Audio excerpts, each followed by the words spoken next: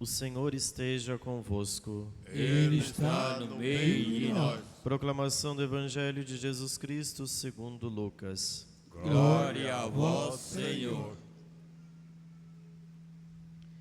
Quando se completaram os dias para a purificação da mãe e do filho, conforme a lei de Moisés, Maria e José levaram Jesus a Jerusalém, a fim de apresentá-lo ao Senhor.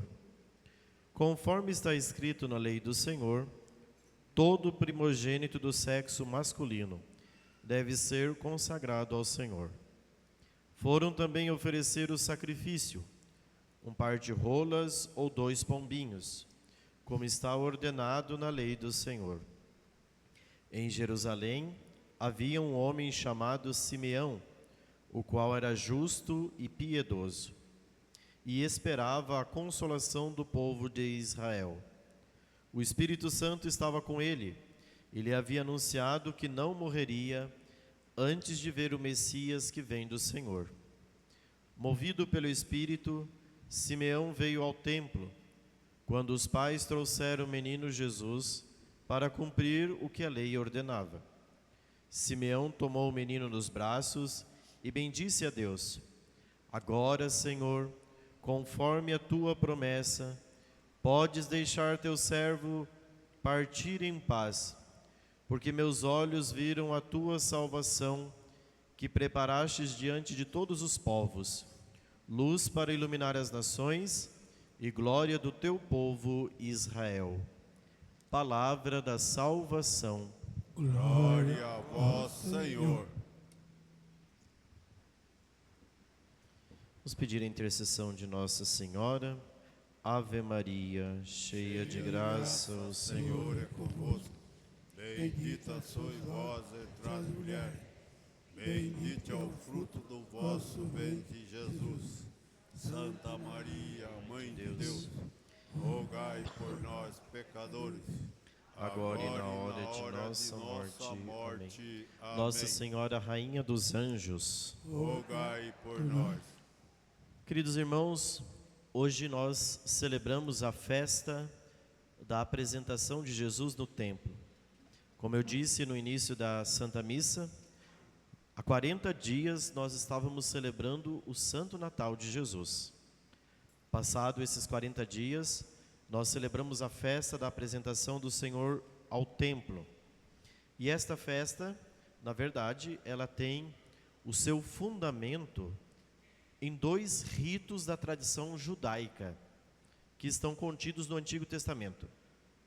Se nós formos ao livro do Levítico, que é um livro extremamente ritual, cheio de ritos e liturgias, o livro do Levítico determinava, a partir daquilo que o povo de Israel havia recebido de Moisés, que toda mulher que tivesse o seu filho, 40 dias depois, ela precisava oferecer o seu filho ao templo, sobretudo se o seu filho fosse primogênito, o primeiro filho. O primeiro filho deveria ser oferecido como sacrifício ao Senhor. E por que o povo recebeu esta determinação? Se nós formos ao livro do Êxodo, nós vamos encontrar que quando o povo de Israel saiu da escravidão do Egito, na noite de Páscoa, Deus determinou que os filhos de Israel oferecessem os seus filhos primogênitos como sacrifício. E a marca disto está lá contida no livro do Êxodo, no capítulo 14, quando as portas das casas que não foram marcadas com o sangue do cordeiro, o anjo exterminador passou durante a noite e levou todos os filhos dos egípcios. Todos os primogênitos foram levados. Os que tinham sido marcados nas portas não foram levados. E Deus estabeleceu, portanto, que o filho primogênito fosse oferecido como sacrifício a Deus. Então os judeus iam ao templo, quando o filho nascia, oferecia o filho em sacrifício, mas daí fazia o resgate. Por isso que nós vimos no Evangelho, que quando eles foram oferecer um sacrifício, Maria e José, eles ofereceram um par de aves, pombinhas ou rolinhas. Esse era o sacrifício de famílias pobres. As famílias ricas ofereciam gados, cordeiros, outras coisas. As famílias pobres ofereciam aquilo que elas tinham condições.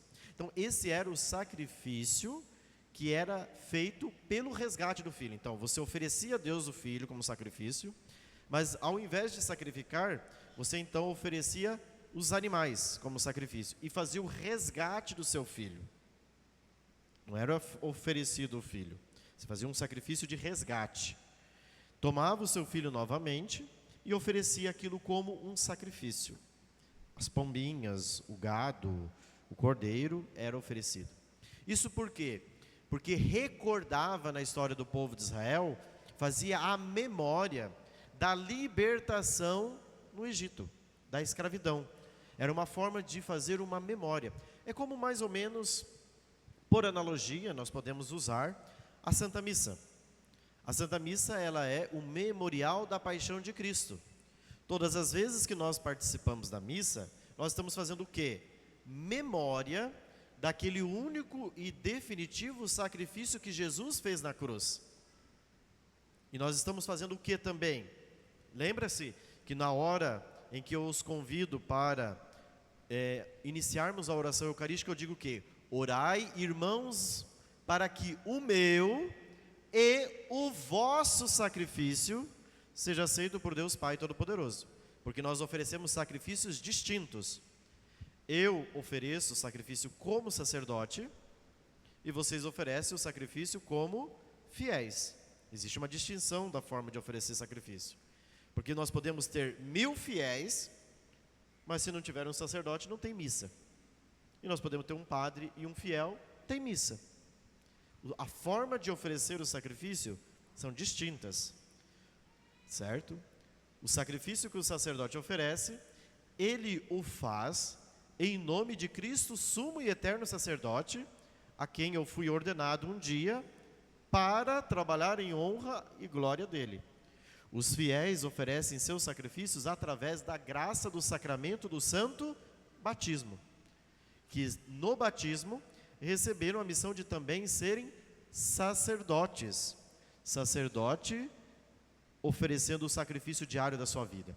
Então, vejam, na Santa Missa, nós oferecemos sacrifícios. Quando você está aqui, você está convidado a fazer o quê?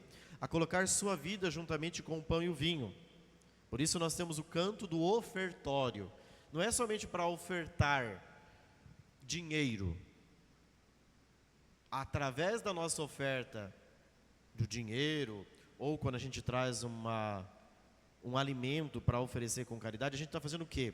Oferecendo parte do meu trabalho, parte do meu sacrifício a Deus. Mas não é só isso. Você não é só colocar o dinheiro no gasofilácio, né? Vocês sabiam que o nome do cofre onde se coloca ofertas se chama gasofilácio, né? Que se recolhe os dinheiros, né? Não é somente colocar o dinheiro, não era somente ir oferecer a pombinha. Existia um sacrifício que precisava acontecer interiormente, que era o sacrifício da sua própria vida. Olha, o meu filho, esta dádiva, este presente, este dom que recebi de Deus, eu vou lá oferecer como sacrifício, em memória do dia em que Deus nos libertou lá da escravidão do Egito. É claro que hoje, na festa da apresentação do Senhor, já não mais oferecemos o sacrifício nem de pombinhos, nem de rolinhos. Por quê? Porque agora, como o profeta Simeão disse, os meus olhos viram a salvação. Agora nós temos aquele que entrou definitivamente no santuário para oferecer-se como sacerdote, como sacrifício. Quem é ele? Jesus. No altar da cruz, Jesus oferece o sacrifício definitivo, que salva a todos e que não se faz agora resgate.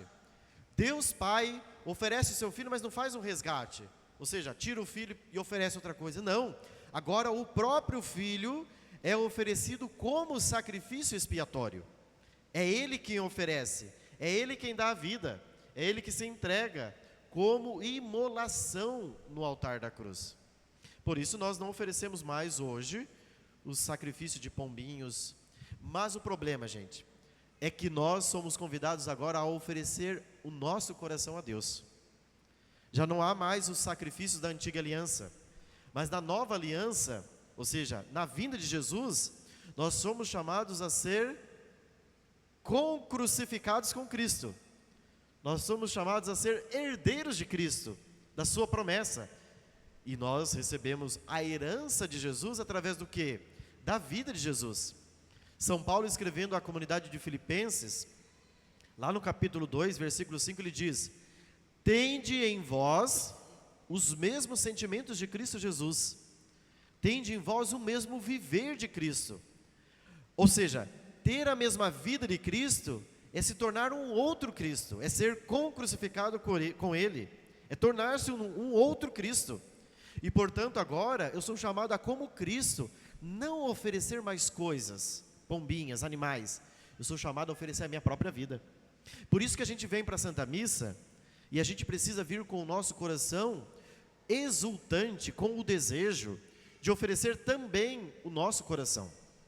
Na missa de hoje, a igreja prevê liturgicamente a bênção das velas. A igreja tem poucas bênçãos dentro da missa. Vocês se lembram quais são as bênçãos que acontecem dentro da missa? Que são litúrgicas. Primeira, a bênção das cinzas. Na quarta-feira de cinzas se dá a bênção dentro da missa e impõe as cinzas na cabeça dos fiéis. A igreja dá no domingo de Ramos a bênção dos ramos. Inicia-se a missa, a gente vem com os ramos em procissão. É uma outra bênção que está dentro da liturgia.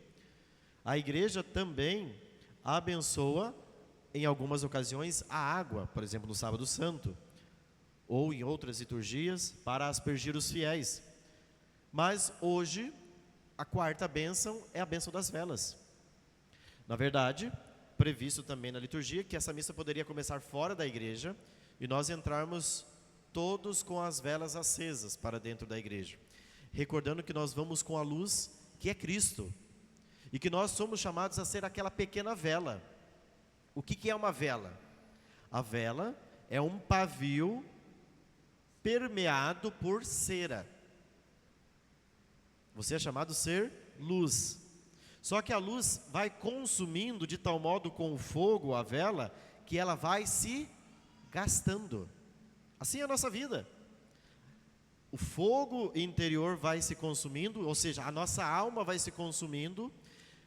O aspecto externo que envolve o pavio, a cera, vai se consumindo, às vezes vai se derretendo, né?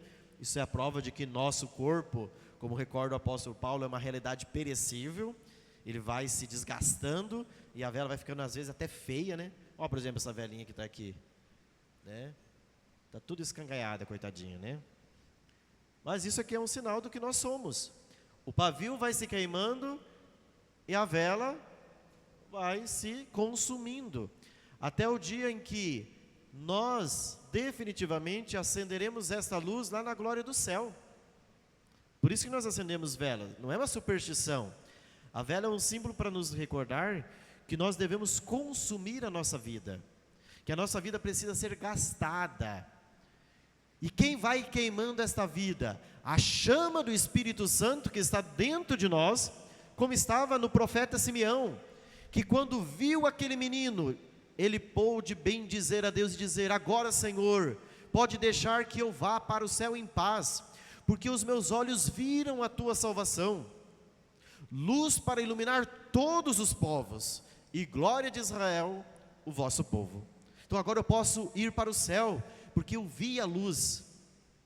Quem faz a experiência concreta e real com Jesus, tem segurança interior, de que aquela luz não se apaga, de que aquela luz interior está aquecendo as nossas almas, e fazendo com que a nossa vida seja consumida, em prol de Deus, em prol de Cristo, e fazendo com que a nossa vida seja uma oferenda. Mas o ritual não é só esse, tem um segundo rito ainda. Lembra que eu falei que são 2 ritos? O primeiro rito era apresentar a criança, e o segundo rito é o rito de purificação. A mulher, quando ela tinha a criança, o que acontecia? Na tradição judaica, o sangue, você tocar em um sangue, tornava você impuro. Então, uma mulher, ao ter o filho, necessariamente ela estava impura, porque ela deu à luz, então, consequentemente, estourando a bolsa, a criança vindo à luz, então ela estava impura. A mulher tinha que ficar, então, 40 dias, sem ir ao templo, e ela somente ia no 40º dia para fazer o rito de purificação. Por isso que a gente vê muitas passagens do Antigo Testamento, que está lá o leproso, todo machucado no caminho. Por que os judeus não vão lá socorrer a pessoa que está no caminho, o leproso ou a pessoa que está necessitada? Porque se ele tocasse, ele se tornava impuro, ele perdia a pureza. Isso fazia parte do ritual judaico, né? Juízo de valor a gente não deve fazer, porque fazia parte da crença, daquela cultura. Então as pessoas não tocavam. O sangue, portanto, tornava a pessoa impura. Então a pessoa ia ao templo para quê? Para que o sacerdote aspergisse com o sangue dos animais que haviam sido oferecidos para sacrifício, aspergia aquela mulher, portanto aquela mulher se tornava novamente pura. Aí a gente se pergunta, mas Nossa Senhora então não precisava ir ao templo, porque Nossa Senhora deu à luz, mas nós sabemos que ali o parto de Nossa Senhora foi um milagre, porque ela permaneceu virgem mesmo depois de ter dado à luz. Então ela é virgem antes, durante e depois do parto. Mas Nossa Senhora, seguindo a tradição judaica, sobe ao templo para fazer o rito da purificação, porque eles eram obedientes, sendo judeus, eles seguiam a lei. Se a lei previa isso, então eles iam para fazer o ritual previsto. O que isso chama-nos a atenção? Os dois rituais são rituais, um de apresentação e de oferenda e sacrifício, o outro o ritual de purificação. Na oração de coleta nós rezamos isto, que nós possamos chegar a Cristo com os nossos corações purificados. Esta é a finalidade da liturgia cristã. Essas duas coisas, ir para Deus, apresentar os nossos sacrifícios e oferecê-los a Deus, e segundo, que o sacrifício oferecido a Deus seja um sacrifício expiatório, não é um sacrifício de resgate mais. Nós vimos na segunda leitura da carta aos Hebreus, que Jesus ofereceu um sacrifício para expiar os pecados do povo. Então quando a gente se aproxima do sacrifício de Cristo, nós não vamos fazer um sacrifício de resgate, nós vamos fazer participar do sacrifício expiatório, porque Ele já expiou os nossos pecados. Então nós queremos nos unir ao sacrifício de Cristo, para que através do sacrifício dele, apresentando-nos a Deus, o nosso coração, nós sejamos purificados. É isso que a liturgia cristã precisa proporcionar à nossa vida. Como fazer isso na prática, né? Vamos então aplicar isso na prática. Duas coisas fundamentais. A primeira, quando você sai de sua casa para vir na missa dominical ou na missa diária, a primeira coisa que você precisa fazer é ter aquele mesmo coração do profeta Simeão.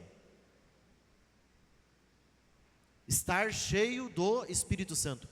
Os meus olhos vão ver a tua salvação. Então você sai da sua casa com essa disposição de que eu vou para ver a minha salvação. Isso muda a nossa forma de participar da missa. Você veio aqui para ver o quê? No momento em que o padre levanta as espécies do pão e do vinho, você pode dizer, os meus olhos viram a tua salvação, porque está diante dos olhos. Eu estou vendo no pão, não mais pão. A fé nos diz que nós vemos o corpo de Cristo. No vinho, no cálice, nós não temos mais sangue. Nós não temos mais vinho, perdão, nós temos o sangue de Cristo. Portanto, o sacrifício expiatório. Por isso, no momento da consagração, os seus olhos têm que estar vidrado aqui no altar. Não é com o olho baixo, é vidrado. Aqui está se oferecendo o sacrifício definitivo. Aquele sacrifício que foi oferecido na cruz, aos quais estavam Maria, João e algumas mulheres vendo o sacrifício de Jesus na cruz. Aqui não é um sacrifício mais cruento. Nós não temos um sacrifício, ou seja, de sangue. Aqui é um sacrifício incruento, ou seja, não há derramamento de sangue. mas é o mesmo sacrifício, o mesmo de Cristo. Então, muda a sua forma de vir para a missa, indo com essa disposição: os meus olhos vão ver a salvação. Eu vou participar do sacrifício que me salva, o sacrifício que me une a Ele e me faz participante da vida dEle, para que eu me torne crucificado com Cristo. Então nós todos saímos da missa crucificados com Cristo. Ai, padre, mas eu vim aqui para resolver minhas carências, eu vim aqui para receber um mimo. Para com esse negócio de mimo, não tem mimo. No sacrifício da missa não tem mimo para ninguém, tem oferenda.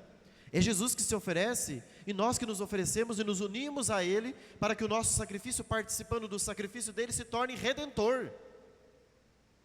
Segunda coisa, mude a sua forma de comungar.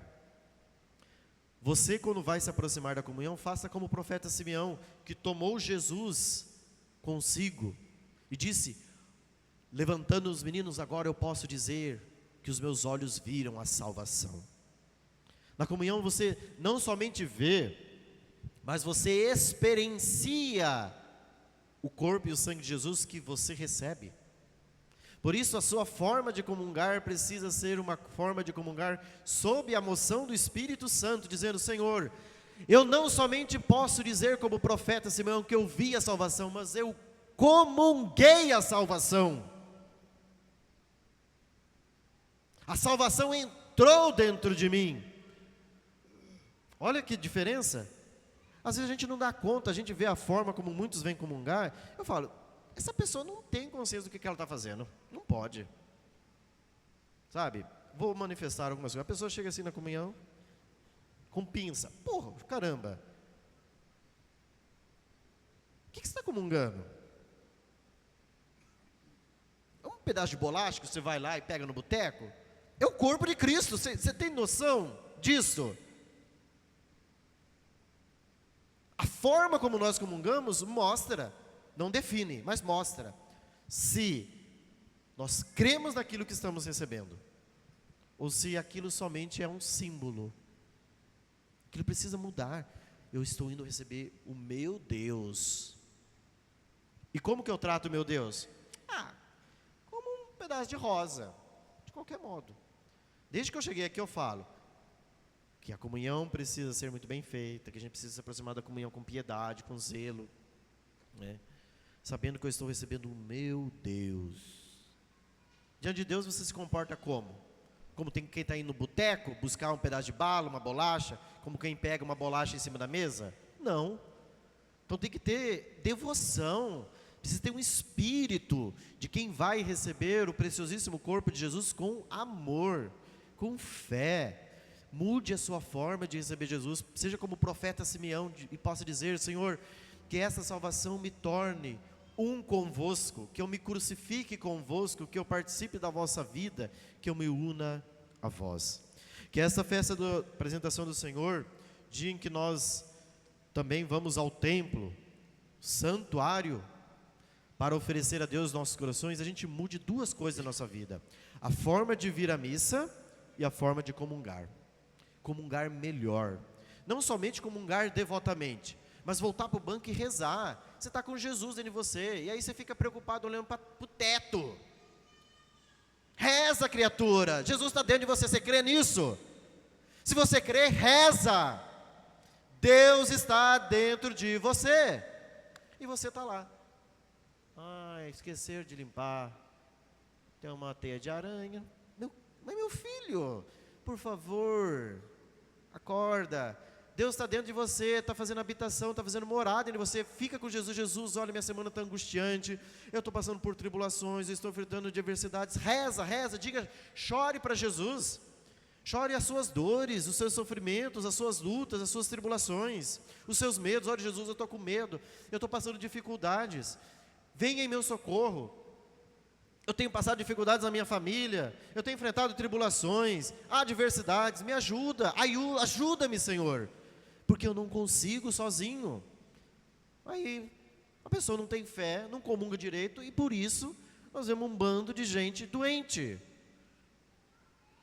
Porque falta fé, falta vida sobrenatural. O sobrenatural, a ligação com Ele muda o nosso jeito de viver. Então, meus irmãos, aprendamos a fazer uma boa comunhão e a participar bem da Santa Missa.